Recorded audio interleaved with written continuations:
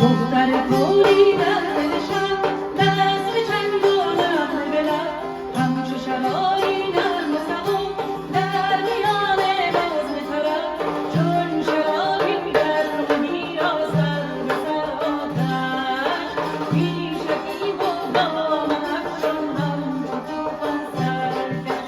سایه او روی صحرا زیر نور ماه همچو دودی گشته لرزان در میان آتش